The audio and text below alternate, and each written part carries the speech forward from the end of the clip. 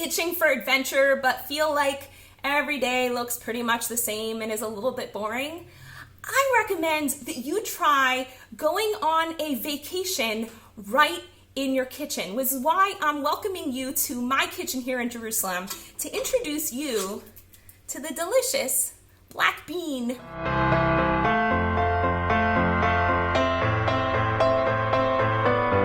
So these are my black beans that I just made for the Holy Sabbath, because we're having a whole slew of guests tomorrow who are going to be in our sukkah, because this is now the holiday of Sukkot, the Feast of Tabernacles, and we are outside, and I'm making black beans, and they're so yummy. I love black beans, and one of the reasons that I love black beans so much is that they taste like home to me. I'm originally from Colombia, South America, and my parents really like making all sorts of different types of beans and taking recipes from different cultures, so this is more of a Cuban-style black bean. Now, before I give you my black bean recipe, I want to tell you one of the reasons that beans are just so darn good for ya. You know that story, beans are good for your heart. The more you eat, the more you fart.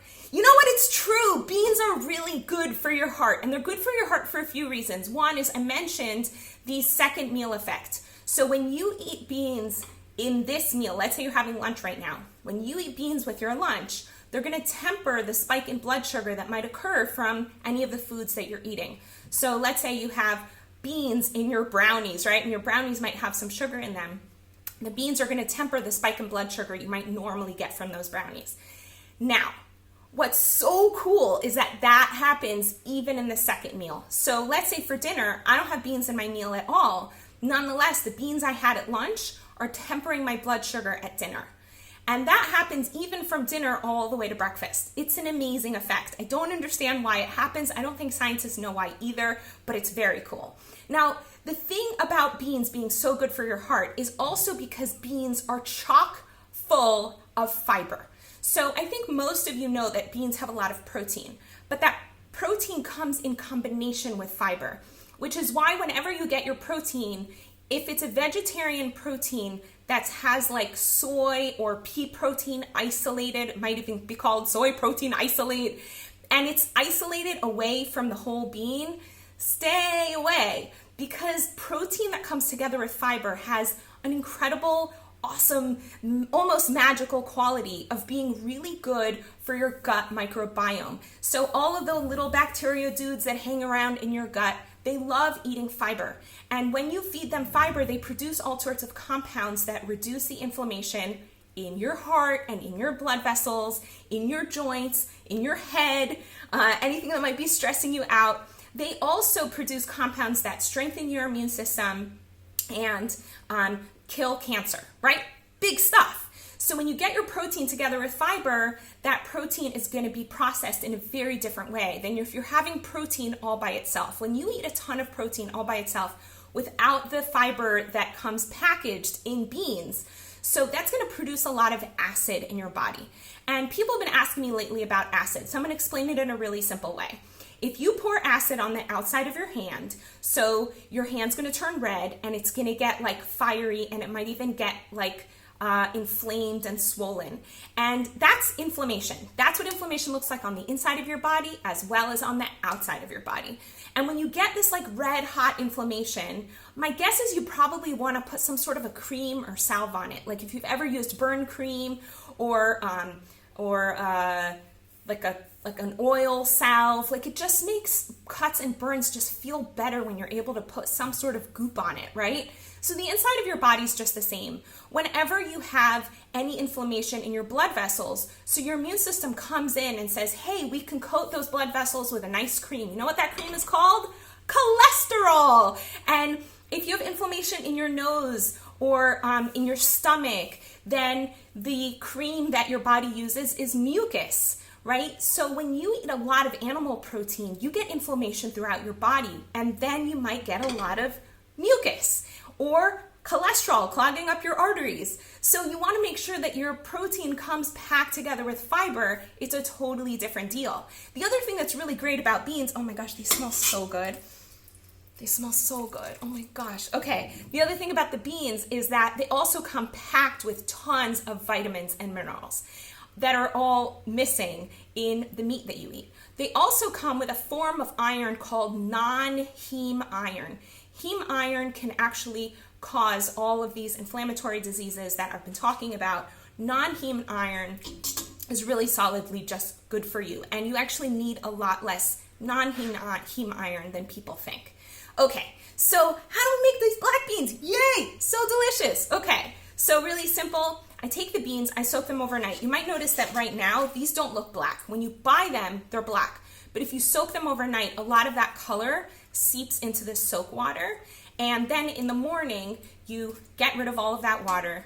Quickly rinse the beans in a colander to get rid of any of that extra soap water that can be kind of gas causing, to be honest. Although that water is really good for your plants because it's so full of nutrients. And then you put the beans in the pot, and I chopped up 2 onions. It doesn't matter how you chop them, just throw them in. 2 to 3 cloves of garlic, about 5 bay leaves I put about 2 tablespoons of cumin straight into the pot. And then I added a secret ingredient that I learned from my mom. So I live in Jerusalem and it's hard for me to get plantain. But if I was in Miami, I'd buy a green plantain and then I'd cut it up into cubes or circles, wheels, and put them in my pot. Why is that? So green plantain is similar to a green banana, which is what I actually threw into my pot. Let me see if I can find my green banana. Here's my green banana. See, it's like right here. Woo! So the green banana, just like a green plantain, is very starchy. And over time, it turns yellow and it becomes sweeter. And the reason it becomes sweeter is that starch turns into simple sugars. Those simple sugars are really good for you and much easier to digest than starch. And they also just are super yummy. And they get so yummy that by the time you've headed all the way into the banana being black on the outside, it's so sweet that it's almost sickeningly sweet, and the only thing you can do with it is make banana bread. But also, it's kind of like stops holding itself together as well, and that's because a lot of the fiber is broken down into simple sugars. But when you have it when it's green, it's so starchy that starch is really good for thickening a sauce. So I threw the green bananas in. They're not sweet at all, and I think I only put 1 in actually. And you can see that the sauce is a bit thicker than just like a thin water. And had I put in another banana, and if I especially had a green plantain, then it would have been really, really thick. And there's something about a thick sauce that is a part of your beans that just makes it so yummy for spreading on rice. So because this is not that thick, I'm probably gonna cook it a little bit longer to reduce it, and so it gets even thickier and goopier and more delicious. So if you're interested in making black beans, recommend this recipe. You can also strain these beans and then pack them together with other ingredients to make black bean burgers. So yum. Hopefully I'll share a recipe for that at some point in the future. In the meantime, I'd love to hear your feedback. Are you interested in more videos like this? How do you like being in my kitchen, this messy, crazy kitchen that I have? And also, do you have experiences with recipes with beans that you'd like to share? Please put them in the comments below. Now, I know some of you are watching these videos because you're dealing with certain health issues and you really want to move forward and experience vitality in your life. And you know what? That's why I'm a vitality coach. So if you're interested in moving forward and getting the support and the education that you need to really experience the vibrant, excited, exuberant vitality that you've been looking for in your entire life, so be in touch with me. You can go to my website, chanamason.com, and right away sign up for a discovery session, or you can be in touch with me directly here on Facebook. In the meantime, I look forward to hearing your comments and to sending you many, many little blessings for yummy, delicious beans in your life. Take care. Want to find out what's blocking your vitality? Quickly take the quiz at chanamason.com/healthquiz.